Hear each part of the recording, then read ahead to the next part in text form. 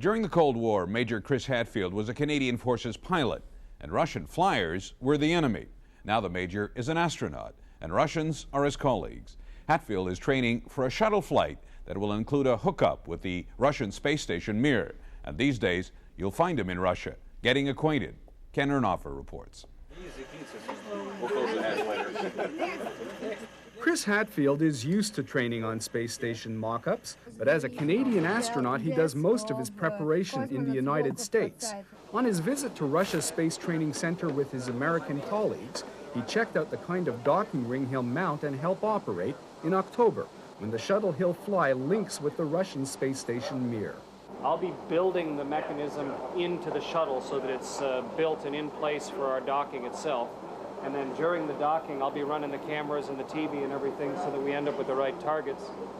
For Hadfield, a Canadian Air Force pilot who once intercepted Russian bombers illegally flying in Canadian airspace, it's a dream come true. I'm going to be physically bridging the gap between the American space program and the Russian space program.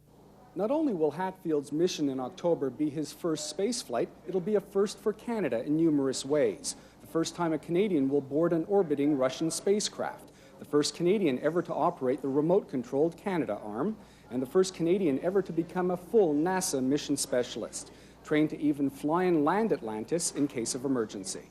Good news, Mir dynamic controls disabled and gyros are desaturated. The link-up between Mir and Hadfield's shuttle Atlantis will be the second docking between the two craft this year. The Russian Mir crew will include a German, bringing to 4 the number of nations whose citizens will fly in space on the same mission. If the Russians are impressed, they're not saying so. They've already trained cosmonauts from 20 different countries. So the head of cosmonaut training says the Mir orbiter is already an international space station. But for Hadfield, the mission is a major step towards plans for an internationally funded and run space station called Alpha. It is a real precursor and a hint forward at what the International Space Station and international space cooperation is going to be like.